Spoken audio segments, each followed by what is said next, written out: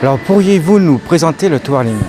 Donc c'est un sport qui allie l'artistique, la technique, donc l'artistique en lien avec la musique qui a été choisie et la technique dans le sens où vous aurez à découvrir les lancers, les roulés, du maniement général dans le sens où c'est des mouvements de liaison et la gymnastique et la danse. Donc c'est un sport complet. Voilà.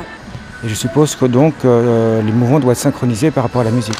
Tout à fait, c'est vraiment une chorégraphie qui est montée par rapport à une musique précise. Si on change de musique, théoriquement, les mouvements ne colleront plus du tout sur la musique autre.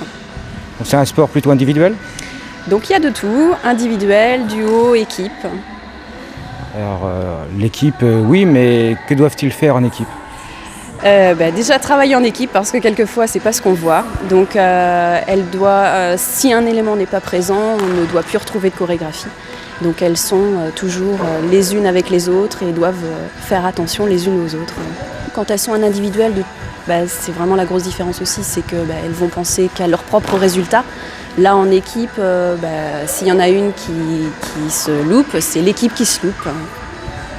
Donc nous faisons partie de la fédération FSCF, donc il n'y a que 3 championnats différents, départemental, régional et fédéral, qui se composent en individuel et en équipe justement.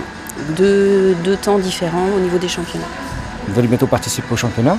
Oui, championnat national qui aura lieu le 23 et 24 juin.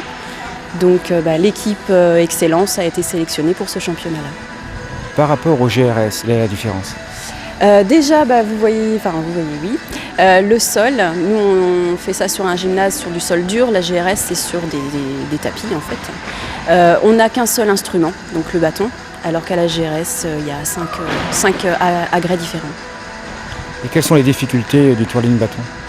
La grosse difficulté, c'est justement d'être performant dans tout ce qui compose une chorégraphie. Donc, j'ai évoqué tout à l'heure les lancers, les roulés, les maniements généraux, la gymnastique, la danse.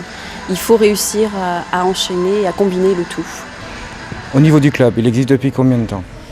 Il existe depuis au moins 25 ans en fait. Avec des hauts et des bas, on a été un très gros club. Maintenant, c'est un petit peu moins en effectif. On compte actuellement l'équivalent de à peu près 16 twirlers. Et que faudrait-il pour motiver les jeunes à venir s'inscrire au twirling? Eh bien, déjà découvrir ce sport.